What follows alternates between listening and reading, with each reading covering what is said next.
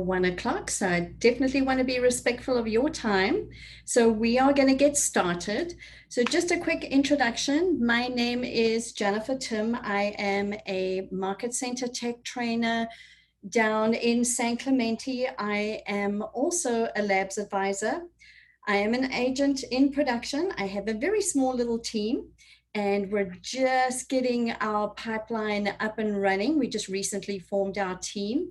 And I am a dual licensed agent. I happen to be licensed in Texas as well as California. And I'm also with Market Center #1 in Austin. So very honored to be here today. And one of the most important things I think that we can use in Command to leverage ourselves is opportunities. So with your permission, what I was planning on covering today are the following 3 topics. Number 1, before we even start with those topics, we'll definitely talk about how this relates to the MREA, just to make sure that we are following the models that we know lead to our success. Topic number 1, we're going to do a quick overview of the opportunities applet, just so that we can be on the same page. I often find that agents miss some of those short little tricks to really maximize the opportunities there. Then we'll talk about how you can customize opportunities to fit your business. This is all about how you can really leverage this for you, your needs in your business. The third topic, we will create an opportunity and we'll move it through the pipeline. And then of course, we'll talk about some next steps, and we'll definitely have some time at the end for some questions and perhaps some ahas. So what I would like to ask you to do is drop a comment in the chat box. Let me know if these topics are what you were hoping we would cover today, because definitely if it looks like there is an overwhelming desire to cover something slightly different with opportunities, we can definitely do that. What I wasn't planning on doing today is really a lot of the compliance side, but if you would like us to do that, then I can most definitely include that as well. All right, perfect. Yeah, so just let me know. And again, I want to try and stay on these topics so that we can be respectful of your time. However, if you want me to go a little more in depth with something and we get that general consensus from all of our audience members, we can definitely do that. I want to make sure that this is beneficial for you. And I know we're all at a different level of exposure and experience level with Command, which I can totally appreciate. All right, and then of course, please use the chat to communicate anything, drop your questions in there.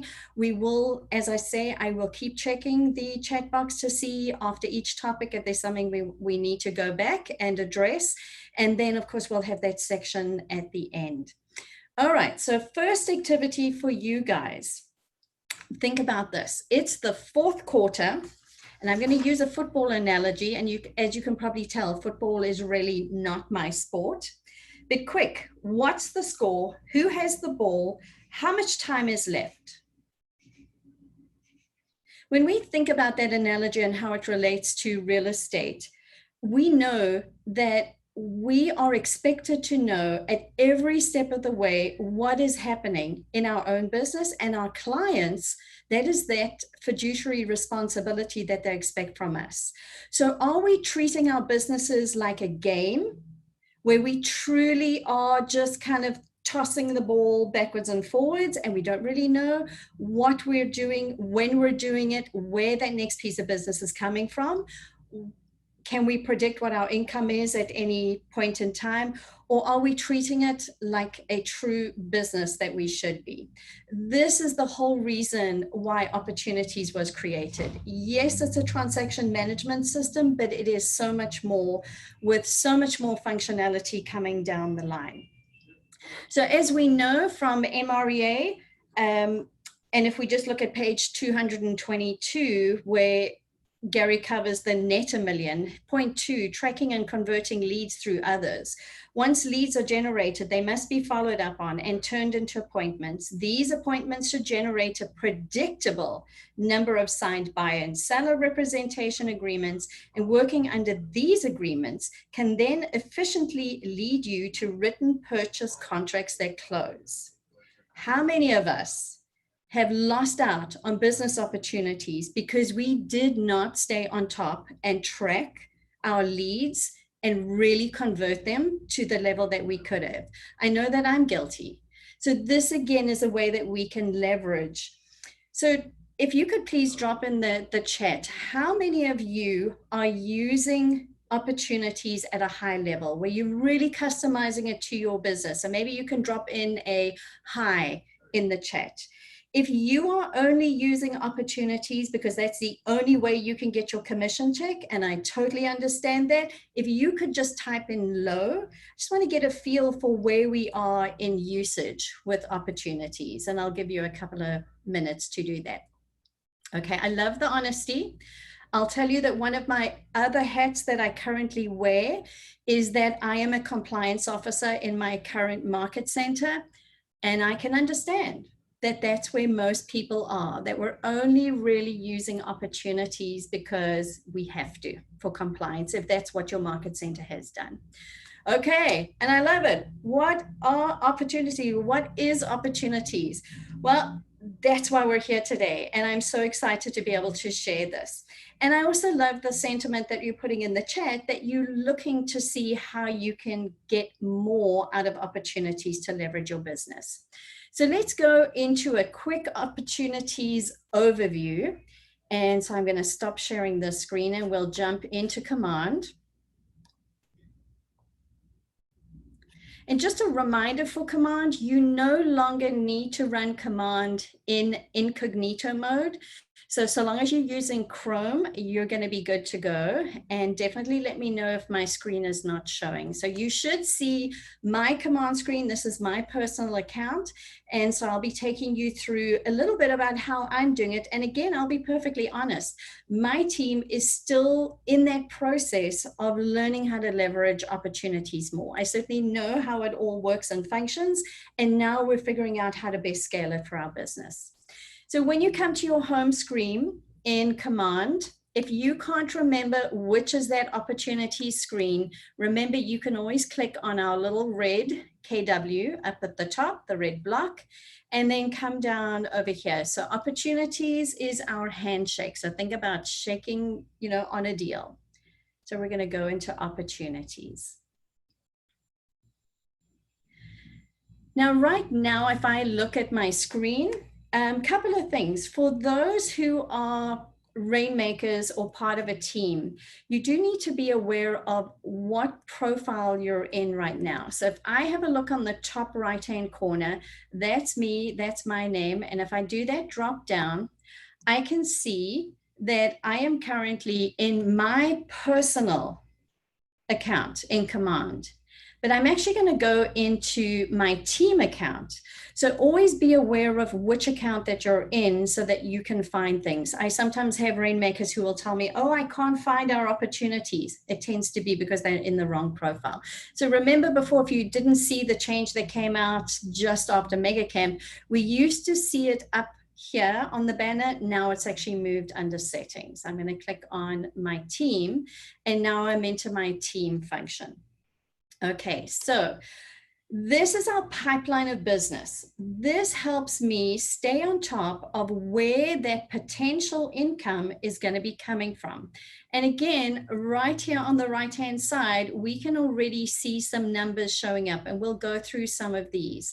So this is truly where I should be in every single day so that I know what the predictability is of an income check, and we know how important that is for all of us. Well, it should be if we're running a business.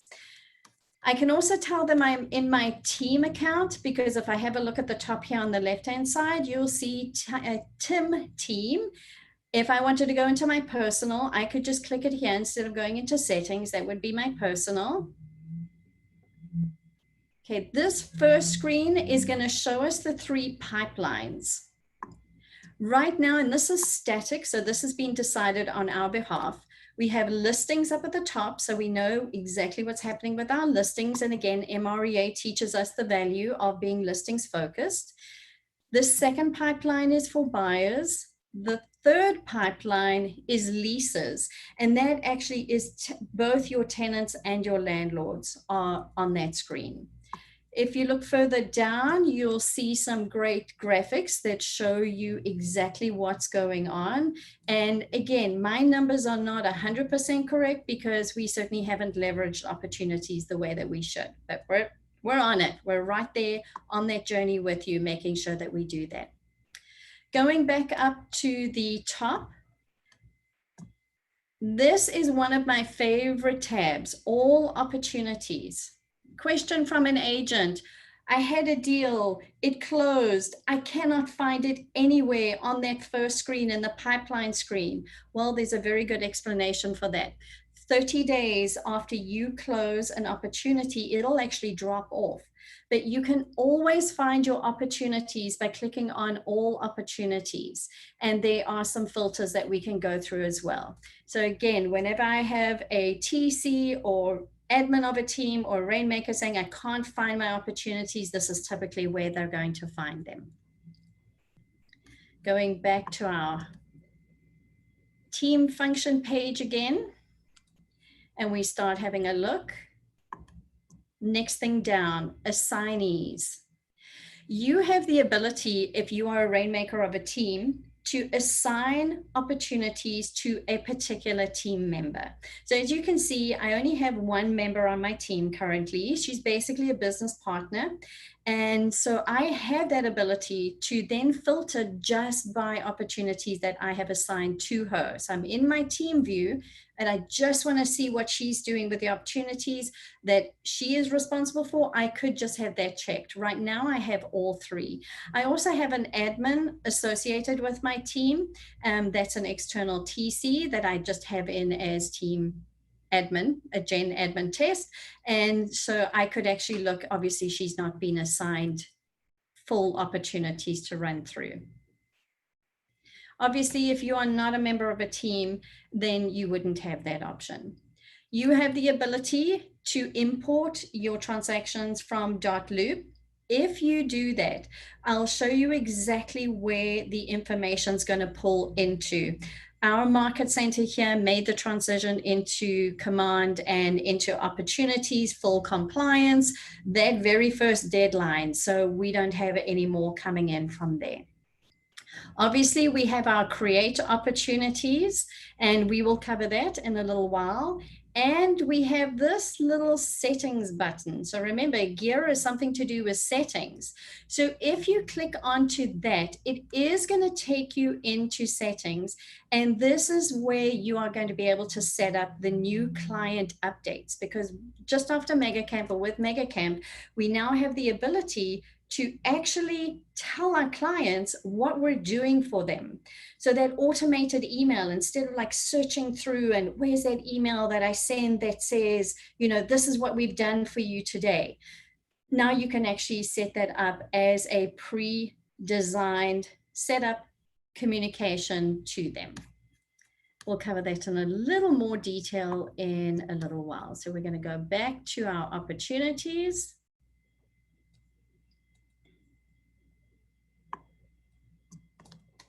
Now, when KWRI first sat down with agents and they asked agents, they looked at big teams, small teams, individual agents, and they tried to understand how we classify the different stages and phases of a transaction. The only thing that they could come up as a consistency between all of them were what we call the phases of a transaction. Now, we may not really feel that these work for us, but these are static. We do not have the ability to change any of these. So this is this first topic. So we're going to go into cultivate, appointment, active, under contract, and closed. So those phases, think of them as our buckets. This is where we're really going to, that's that stability. We know where our transactions are at that point in time. Cultivate wasn't there initially, and yet that's a very important part. Again, Shift tells us that we really need to be working with the motivated, find the motivated. So that's tactic 4, and tactic 5 is really that lead conversion. By having that cultivate bucket, we now have an ability to really track who our people are. Instead of a post-it note sitting somewhere or a folder, and I'm looking around in my office to make sure we don't have any of those, but having a folder lying there, one stacked underneath another 20. This way it's right in front of us. We know who we should be reaching out to. So that was the reason why they added in the cultivate. So remember, phases, static, nothing that we can do to change those. What we can do is we can dive in deeper and actually customize. And before we go into that stage, one more thing that I wanted to show you. Actually, it's going to be easier once we go into listings. So I'm actually we're going to dive into listings. And then we'll do it from there. All right, so when we come into the screen, so now we're in the cultivate bucket, our phase. And now this is where we can really customize. And you can even customize your view. Right now, we are in what we call a board view. For those who are very graphic oriented, this is great because we can really see what we have going on here. And then of course you can slide your screen over and you can see some additionals that way.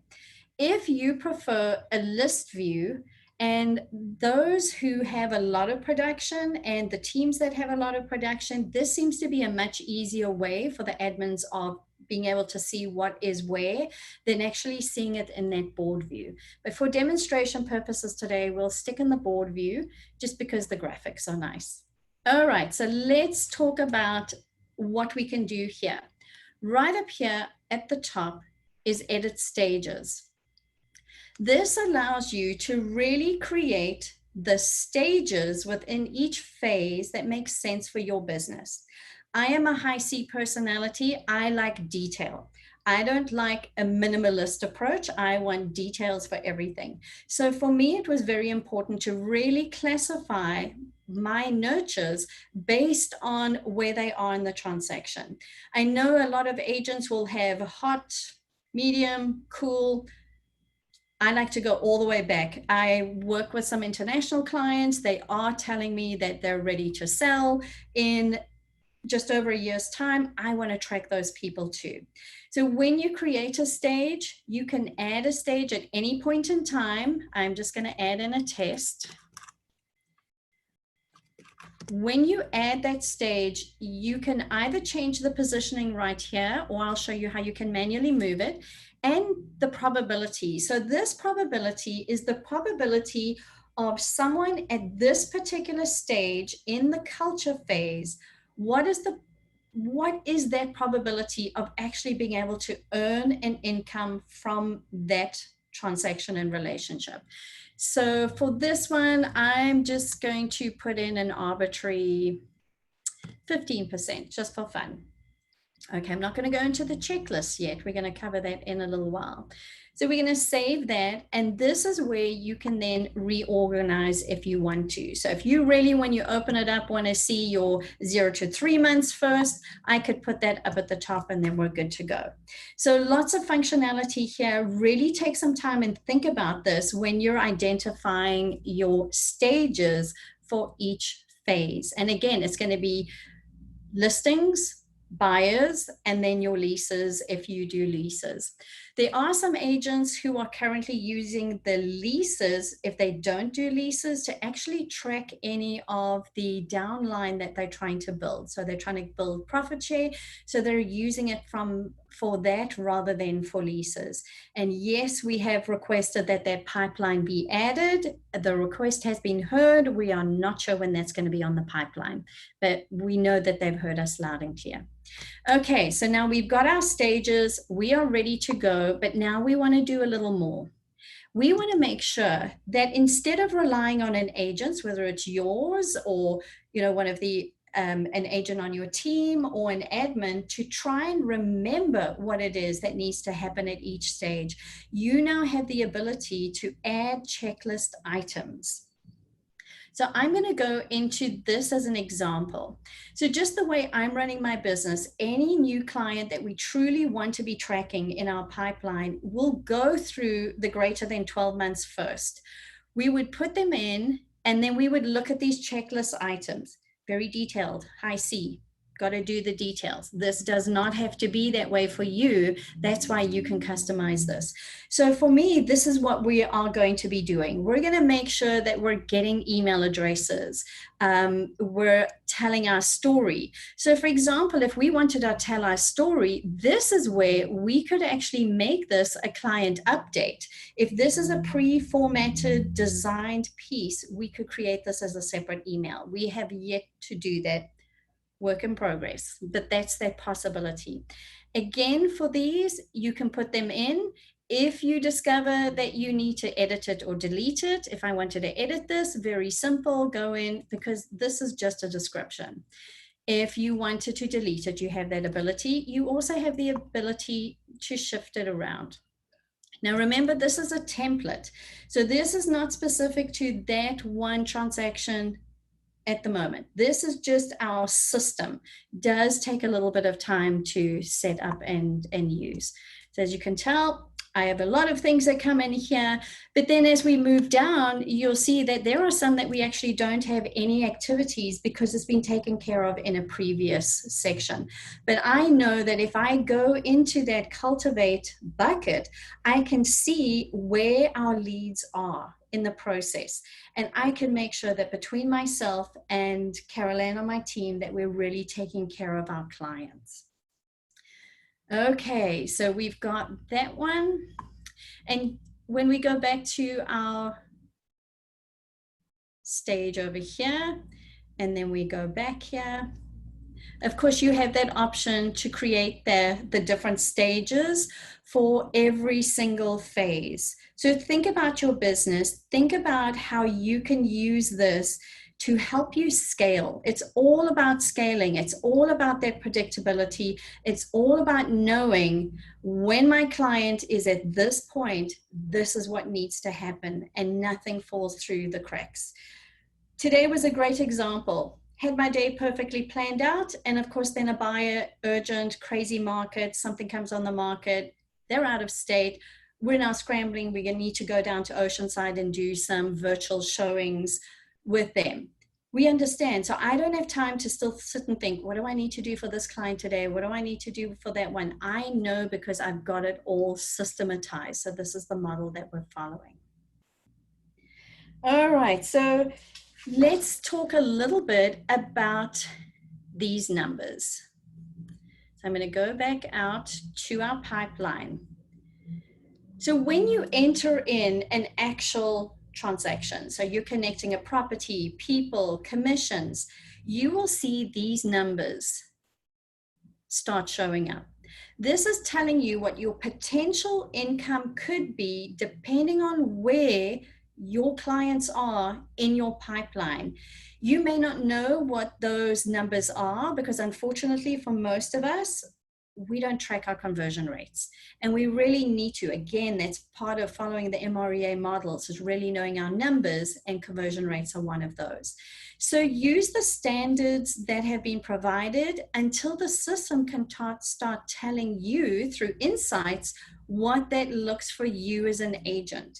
And what would that do for you if you realized that you were great in your cultivate stage, you were fantastic. So I'm going to go into my appointments. So maybe I find that I'm really, really good at, getting people to that point where we get that initial appointment, but then I'm never getting that listing agreement signed. That is a great way for me to identify that this is an area where I need to do some additional work. Either I need to learn better scripts, learn how to really close for that listing, or totally change what I'm doing. So again, use this as a tool to help you manage your business. Okay, I'm going to just check our chat here. Do we have any questions about this part of the customization at this stage? Okay, so hopefully I've answered the question, Max, what is opportunities, so that we've already got that taken care of. Okay, so I don't see any other questions there. I'm going to go back and share my screen. And before we actually go in and create an opportunity, I want to show you a little more about the filtering, and then we can get right into creating. our first opportunity. That isn't just to get something, get your commission check, get your documents to compliance. All right, so we talked about the filtering that you can do here. All opportunities. Let's jump into our all opportunities. Again, when we're trying to track something, I had an agent the other day who needed to upload something into an opportunity. Deal had closed, I had approved it to pay, commission had been paid out, and yet there was some additional correspondence between the parties that needed to be uploaded. Could not find it. He happens to be the OP in our market center. He's a rainmaker, doing, been in the business for decades, has a ton of business going all the time. And so for him to try and find it and his TC, for whatever reason, they could not find it. So remember that you've got all sorts of ways of filtering if you've got a lot of volume. You can search by addresses. You can filter by all sorts of different topics here. You can, if you are with multiple market centers. So for example, if it was me and I was doing a deal with the Southwest Market Center as opposed to San Clemente, I would be able to filter and make sure I was only seeing the ones that I really wanted to see. You can filter by listings by a tenant, landlord, and you can even filter if you're trying to monitor where you are and where your focus should be on each phase so that you can really make sure that you're not missing out on anybody. Team, obviously tags, you have the ability with opportunities, you'll see when we create one, you can actually tag your opportunities, and I'll share a couple of best practices and suggestions. One that just recently somebody shared with me and I thought, oh, that's fantastic. I think I'm going to do that. You can also go by close dates, owners, etc. All right, so if there's no questions at the moment, we are going to go straight in. We're going to get back into the Timm team, and we are going to create a listing opportunity. Who doesn't love listings? That's our focus every day. So we're going to go in. So when you open up your create, and again, everything in Command that is a true action button is going to be a teal. I call it the Tiffany blue. That's our pathway to success and fame and money, is we're going to click on our Tiffany blue button. So when you come in to create an opportunity, the first thing that you will see is market center. And of course, anything with a little red asterisk is something that needs to be completed. If you are with multiple market centers, you do need to select which one you want this opportunity to be associated with. If it ends up in the wrong market center, unfortunately, there's no current way to transfer from one market center to the other. So we really want to make sure we've got that selected. So I'm going to go with San Clemente. Team, likewise, if you have multiple teams, you can select. If I chose to build out a team in Austin, then I may be able to choose a different one there. This is extremely important, the opportunity type.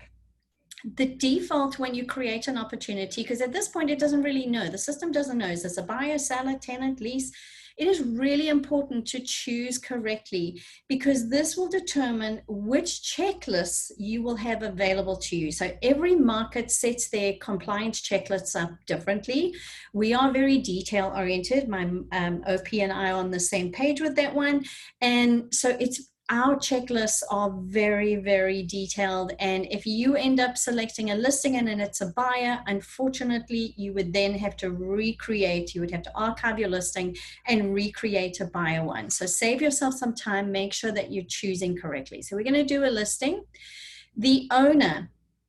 So the owner is going to be you if you are an individual agent. If you are part of a team, it depends on the settings that have been set. So team permissioning, we have some through Command that we can do currently for teams, and there's a lot more coming out. The 21st is the date that we've been told to expect it. We are not quite sure if that's the case. They didn't say anything different this morning on a national call that I was on. So hopefully it's going to be the 21st. But know that you have a choice as a rainmaker to determine whether you will allow a member of your team to create an opportunity or not. The rainmaker will always be the owner of that. Okay, client. Client, we cannot have a business opportunity if we don't have a client with whom it is associated. Your client does need to be in your contact database first. Minimum requirement is a name and either a phone number or an email. Obviously, we want to make sure we get as much information as possible.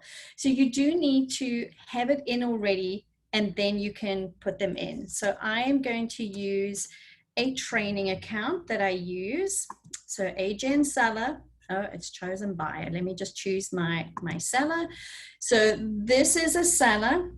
You can put in a co-seller. You are not required to do this. Obviously, and we're not really going to get into DocuSign with Command today. That's a whole different conversation, especially in California, where zip forms holds onto our forms and we don't really have the ability to do a lot of document management through Command currently. That has implications. But right now, we're just going to put in Agen seller. The opportunity naming is really important. Request as a compliance officer. If this is a listing, you already know what the address of the property is, especially if this is, you've got that information from your clients and you're creating this.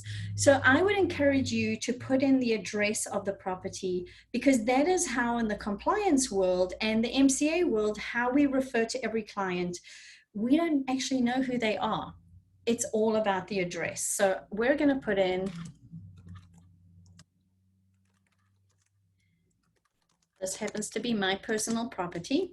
And so I'm going to put in that address. Now, it's quite okay if you, and again, check with your market center. I like to put the client's name after that so that I can make sure that I've got them associated. I don't really need to have listing, but we're just going to keep that in. Custom tags. So custom tags are something you can set up in settings. And again, there's implications for teams, and teams make sure that you're taking advantage of training that's available right now to prepare you for what's coming next week. But this is where you can really identify.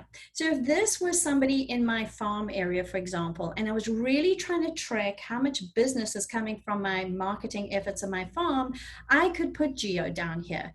It could be a sphere of influence. Another way that you could use tags, which somebody shared with me this week, is to say, this is going to close in December of 2020. And so they're creating tags based on when this is supposed to close, and they're using that in their filters, because you can filter by the tags. So I thought that was a pretty ingenious way of using the tags as well. If the tag is not already in existence, it's the same as contacts, you can then go in and you can create that tag. The more information that you are able to fill in, the better it is for you and the less you will have to do later. So I encourage you, if you already have this information, please fill it in. Or if even as it says it's an estimate, you can go back and you can make adjustments, edit any of this information. So we're going to just make this a nice round number because it's so much easier. Commission rate is what is going to be on your side. So just the listing side, and whatever your commission is, your average commission or whatever's already been agreed to. Now, this phase and stage is going to depend on when and where you have picked up this client. So for me and my team, we're always going to start in the cultivate stage, a phase. So I'm going to check cultivate, and I'm always going to start in that very first one, because that's where I've got the tasks set up to make sure that we have all the right contact information. We may have some of it, we may not have everything. We may not, for example, have all the social profiles. We want to make sure we get as much information as possible. The more we know about our clients, the better we can really call them our people. So I want to know as much as I can about our people. So I'm going to put that information in. So that's going to go there. Now, this is where I could assign this opportunity to someone else on my team. As the Rainmaker, I'm still the owner and I still have full access to this opportunity. But if, like, Caroline is working with one of our buyers right now, I've created the opportunity for that buyer. She's the one that's running with it, so I've assigned it to her. And so I'm going to leave this with that, and I'm going to create. This then opens up the detail screen. A couple of things about the detail screen, that little hints and tips, and this is, I get lots of calls about this, especially when they didn't put information in about a property, they didn't tie it to a listing, commissions request won't go through, and it's because they didn't edit that property information. So on the screen, you're going to see general information. The little pencil to the right above each block is where you can edit after the fact. So just keep that in mind. If your MCA comes back, a compliance person, whoever's doing your commissions, and says, no, you've got to complete the property information, this is where you can find it. So basic information, I can see everything's valid. So these are all those fields. And again, as you go through, you can start, number one, if you're taking your opportunity through the system, it's going to pick up some of these dates like appointment schedules, appointment dates, etc. Some of these you're going to enter in manually, but this is where you want to keep this as detailed as possible. As you go through the process, it'll definitely save you time at the end when you're trying to get that check. On the detail screen as well, you'll see this is details. We could go into a seller profile here. Documents is where, and we're not going to do the whole compliance thing, but just to click on the documents, this is what then opens up that compliance window where you would upload your documents. And again, for this one, this is when, sorry, wrong one here, checklist type. This is where I would be trying to find which checklist I want. And again, this is our checklist that we have currently. So this is the part that most of you know about. If you're doing this yourself, if you're using a TC, you may have a TC who's doing that. And again, the structure of this and the layout is very much up to each individual market center. So this may not look like what you have in your market center. Offers up at the top is going to be where you're going to enter in offers from buyers as they come in. Now, the policy in our market center is that an offer comes in, that information is going to be input as quickly as possible in here. 10 offers come in, you're going to create a separate offer for each one of those. And I'm going to show you what that looks like. So we're going to say add new offer. Well, actually, I'm not yet. We're going to come back to that. Sorry, because we're still in our cultivate stage. I want to get us to the right stage first, and a phase and stage. Commissions is going to be grayed out until such time as you add in an offer and you accept one. Then you will be able to go in and do that. And then, of course, you have notes and timeline. So let's get back to our details. So we're back here. This button on the right-hand side is for a lost opportunity. So let's have a quick discussion about lost as opposed to archive. So when do you think that you would toggle that lost button on? So if I can ask you to throw that in the chat.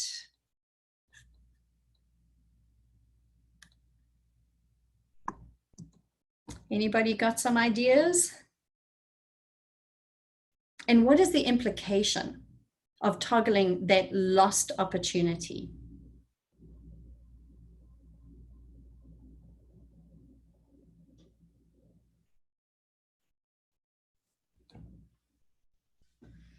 Okay, so I'm not seeing any comments, so I'm gonna, there we go. When you did not get the listing, excellent, excellent. Yes, so lost opportunity is just what it says, because this will impact your conversion rates and the insights that you're gonna see. We do need to know as business owners when we go out for that listing and we don't get it. We need to know that there was a lost opportunity so that we can analyze what we can do better and build a better pipeline. We need to know when we get that listing and then it gets canceled by the seller or it expires for that same reason.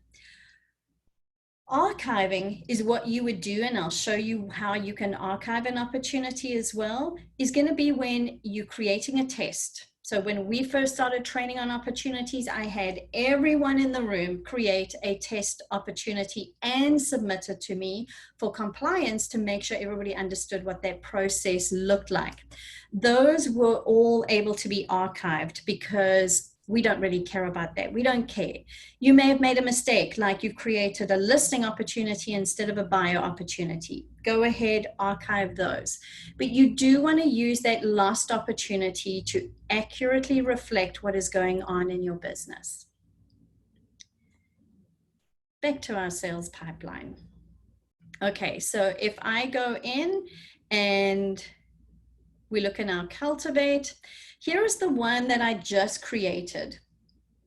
So now if I go into these checklist items, this is when it's now specific to that particular transaction.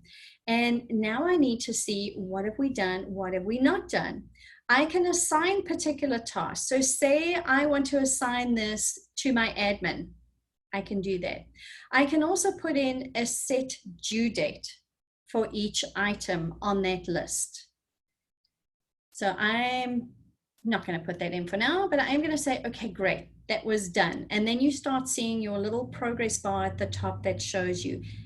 Really nice that you can hide completed items. So if you have a very lengthy checklist, like that's me, then it's nice to see what hasn't been done yet, and we can really go through.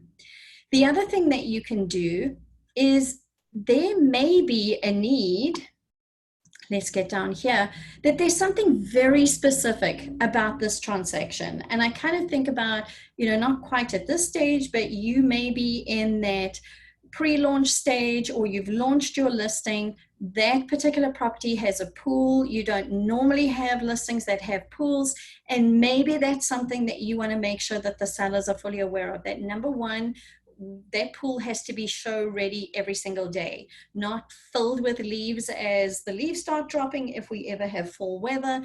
But you want to put that in as an action item for your clients. And maybe that's one of those client updates where you're saying, hey, quick reminder for showings, don't forget, make sure your pool is sparkling. Or it could be for your buyer. You've got a buyer, they've put an offer in on a property with a pool. Our recommendation is typically that they're going to get that pool inspected. So that could be a very specific checklist item that would be added just for that transaction. So again, you've got that flexibility. Make the system work for each particular transaction you have, but utilize the system, this real model of making sure that we don't lose anything along the way. All right, so we've finished a whole bunch of what we need to do here, and this is where we can just move it. So we can move it just like this. So we just tilt it. As soon as we tilt it, we see that the color on the edge changes, and then we can move to a different stage within the phase.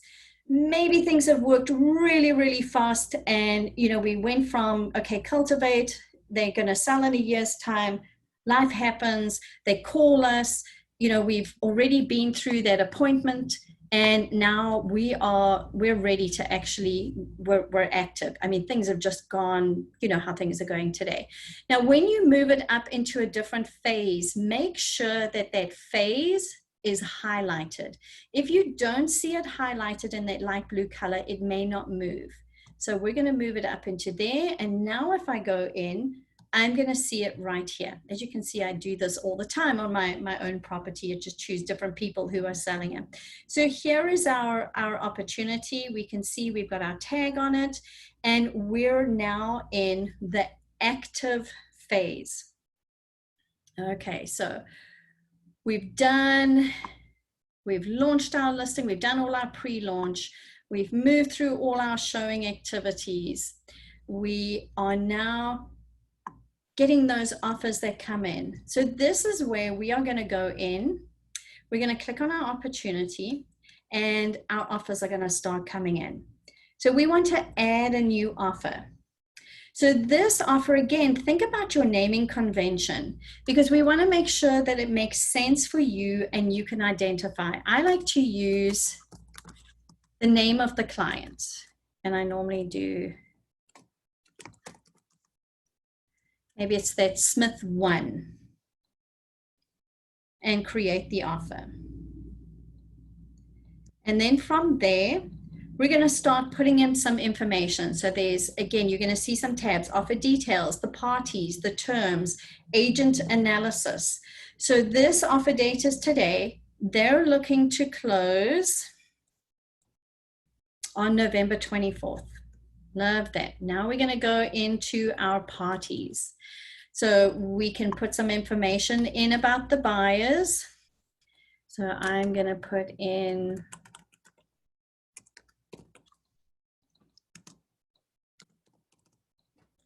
we can put in some information about email, etc. We've got the seller information, which will populate for you. And just a question, why would we want to capture as much information for that buyer as we possibly can, that we can legally get access to at this point in time? If you can pop that in the chat while I keep going, and then we'll check on those responses. Huge business opportunity, by the way.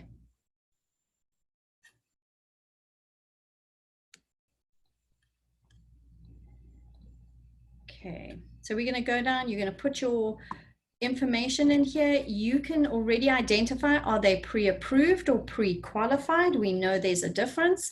And you want to put the agent's name in here. Again, when you put all this information in, it's going to end up populating into commissions, and there's less for you to enter there, and it's actually required.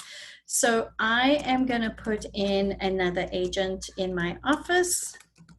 So I'm going to put her information. Normally I would capitalize, I'm just rushing. And then we're going to move on to the terms. And again, associate's name has been added, so everything is there the way it should be.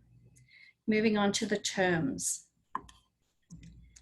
All right, so they are offering, this is a cash offer. Don't we love those? So there is no finance amount, we're good to go. Earnest money, what percentage are they looking at putting down? And again, some of the terminology may not be quite what we use. It was really hard for KWRI. A lot of the terminology is as generic as they could make it, but primarily based on how things are referred to in Texas.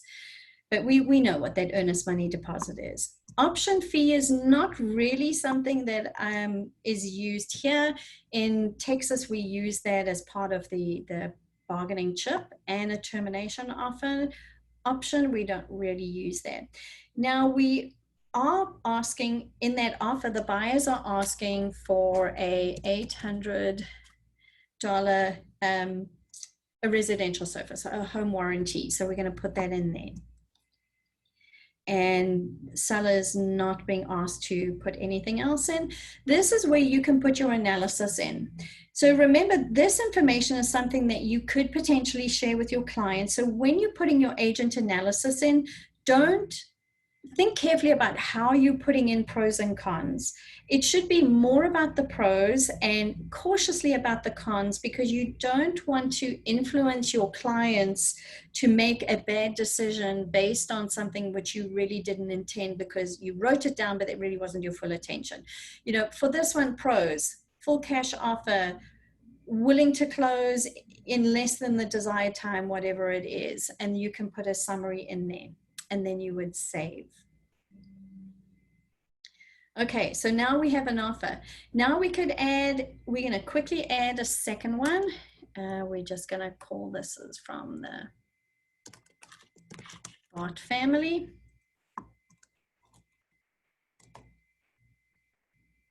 I'm going to really go through this quickly.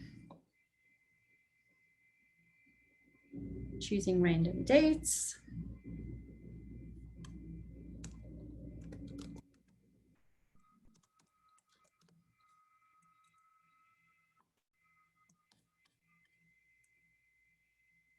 They're pre-qualified, and this I'm going to make agent. I'm going to get onto our terms. This one, they are going to put down 200,000. They are going to finance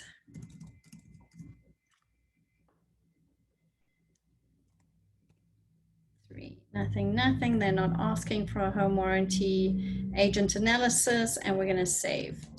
So we now have 2 offers. And again, think about the multiple offers that we're seeing at the moment. And in the Austin market, when I was there, we would see 30 offers on a property before the for sale sign even went up in the yard. So this, instead of sitting creating these spreadsheets, and I love spreadsheets, but this is so much easier, we can actually now select them,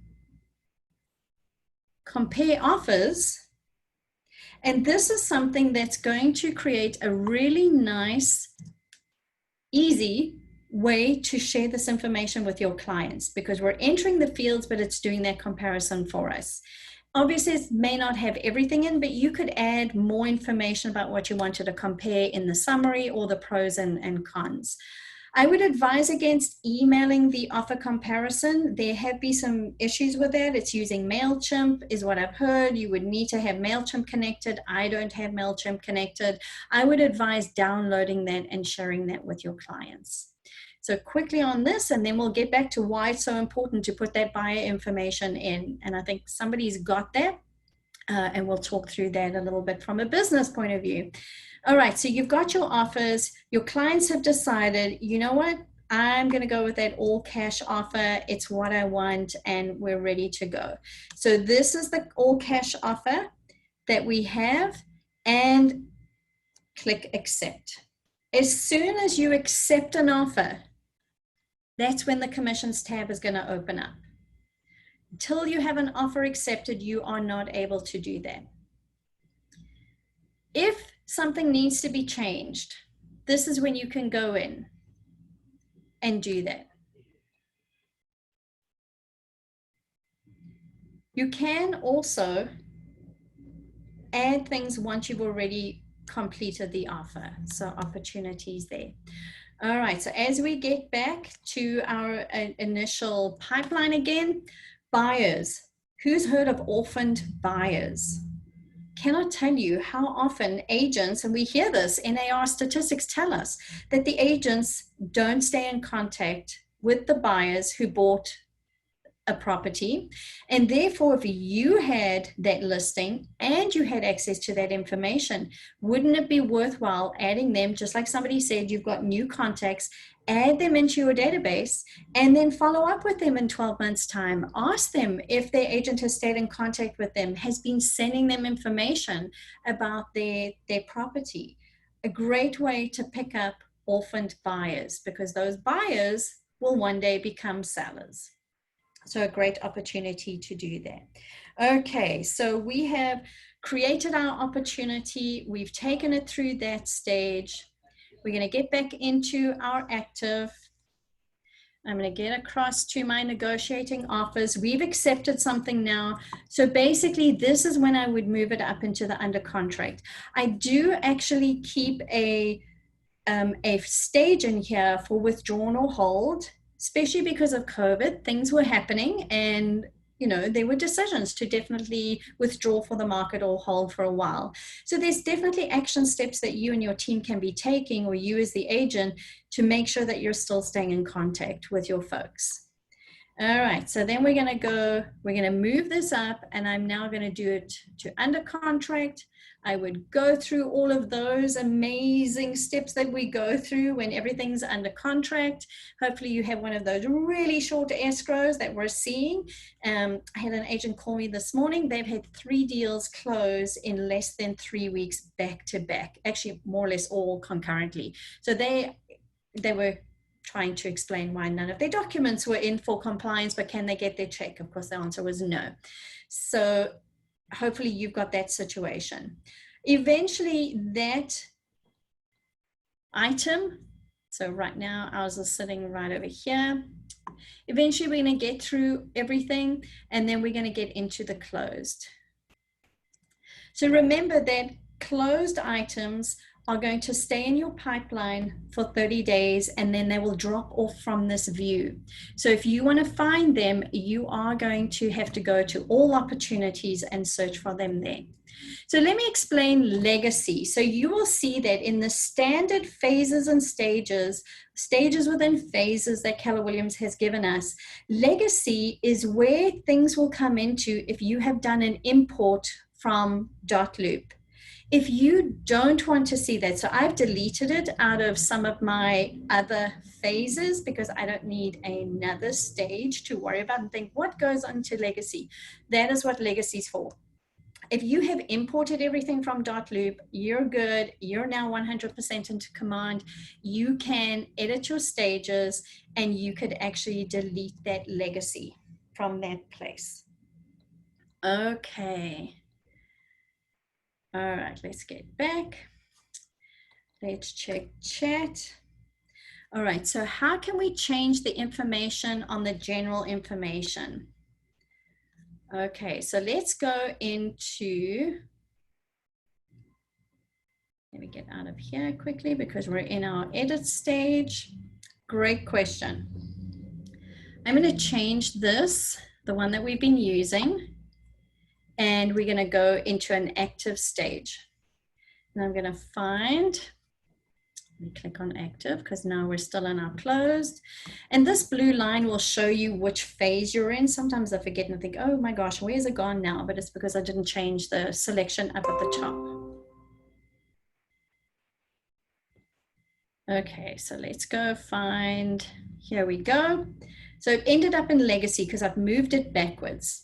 So if I wanted to go in and I wanted to change some basic general information in here, to the right of general information is a little edit pencil. I know they made it really hard to find because it kind of looks like that's property, but no, it's general information.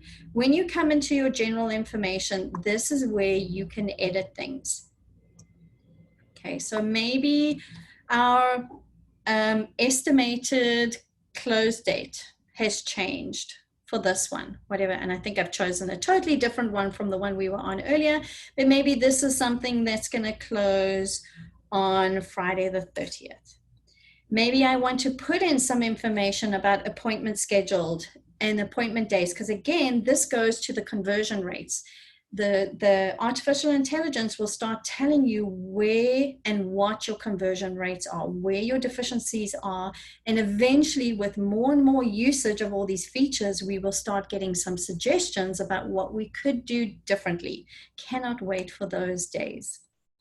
So that's where you could come in. You may have had a price reduction. So maybe we had to drop to $9.50. We're going to put that in there. Maybe this is an amazing seller who totally sees our value and they have agreed to 3%.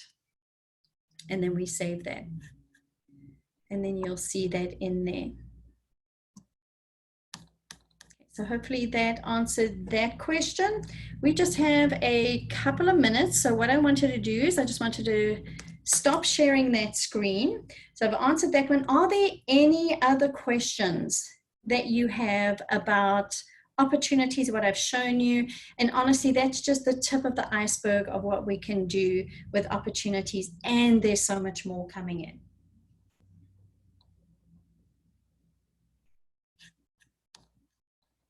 And also I want you to think about, with every class that we attend, every training, we should think about what is that one thing that we want to take away and implement today, or the top 3 things that over the next couple of days, we are going to make sure that we put into our business so that we can take advantage of what's being created for us. So if I could ask you to think about that and put that into the chat, I would be very appreciative of that. And then I'm going to show you places where you can find additional resources for help. KWRI has done an amazing job of making sure that we have resources because we know that our days are really, really busy. Okay, is there a way to print out the offers? Karen, are you talking about the summary or the physical offers that come in? Because your physical offers are probably going to be coming into you via PDF or DocuSign.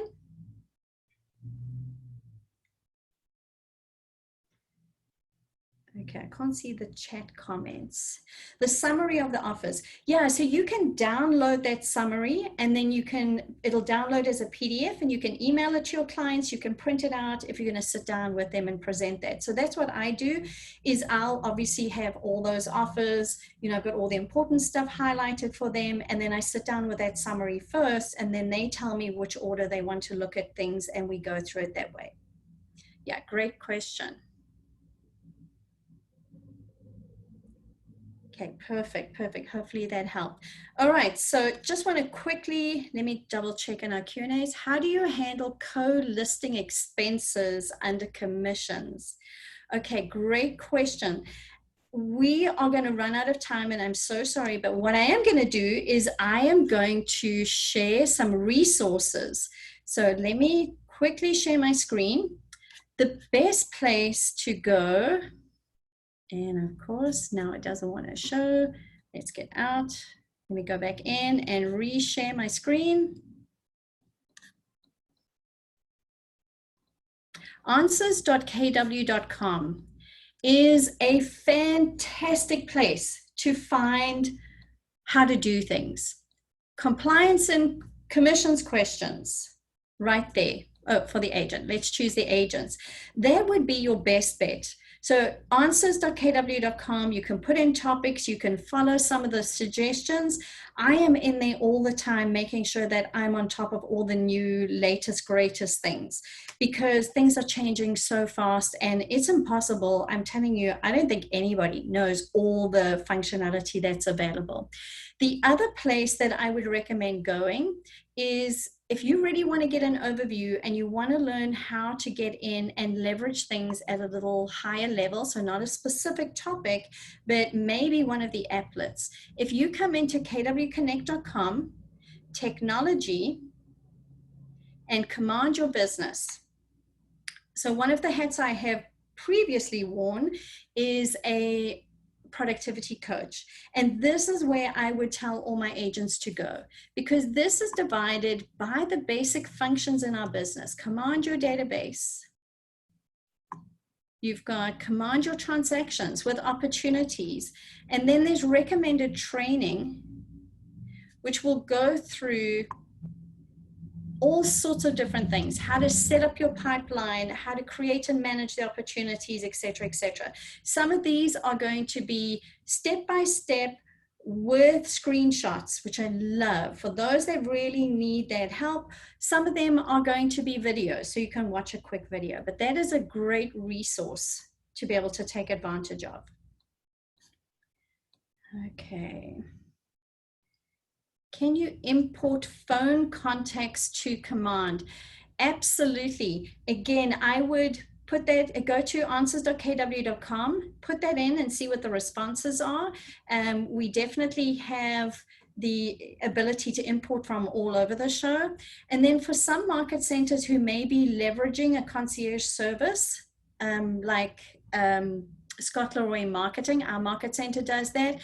They do your first big import for you, but they're definitely different ways of syncing and pulling it in and continuously syncing. But that's definitely a topic all by itself, but yes, it's definitely possible. All right, perfect. Yeah, and I really hope that this will help you. Again, command is kind of like how do you eat an elephant, one bite at a time. Choose what makes sense for your business and then learn how to leverage that and just leverage the pieces that make sense for you. If the whole idea of doing customized emails to clients for client updates is like way beyond because it's like, okay, now I've got to design email templates, don't do it. Do what makes sense for your business. No one is expecting you, and that comes from the very top. Gary, Josh, and Jason Abrams, those are the ones that we listen to all the time. Yes, we want you to adopt command because we believe it's going to help you with your business. But do what makes sense for your business. This is just a great business management tool that can really help you scale your business. So I hope that that's what we've shared with you today. I really appreciate your time today. And if I can ever be of assistance, I'm going to throw in my email address.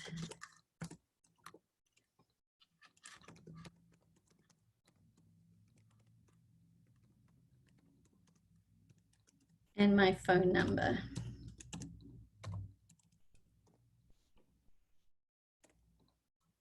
I'm a geeky, techie, nerdy person. That's my background, but I'm so passionate about helping our agents discover those parts of command that make sense for their business. So I'm always available. Perfect. And I appreciate your time today. I know we're a couple of minutes over. So I totally respect if you need to jump off and head off to your next assignment. But really, really appreciate you being here today. And I look forward to seeing you sometime in the future. And if anybody's got any additional questions, I'll definitely stay for a couple more minutes. Yes, it is recording. So AJ is in charge of that, and he will have access to that recording. So yes, it's definitely being recorded. Perfect. And my absolute pleasure today. Okay.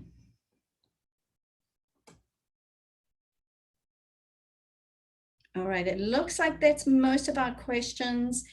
And yeah, I really look forward to hearing successes in the future of how you implemented just one little thing you learned today and how it made a difference in your business. I hope that everyone has a fantastic, productive rest of your afternoon. My team is off to Oceanside to go and do virtual showings for one of our out-of-state buyers. So we're hitting the road. It's road trip time. So have a fantastic afternoon, and yeah, build your businesses and keep managing them. It's the right thing to do. Thanks, everyone.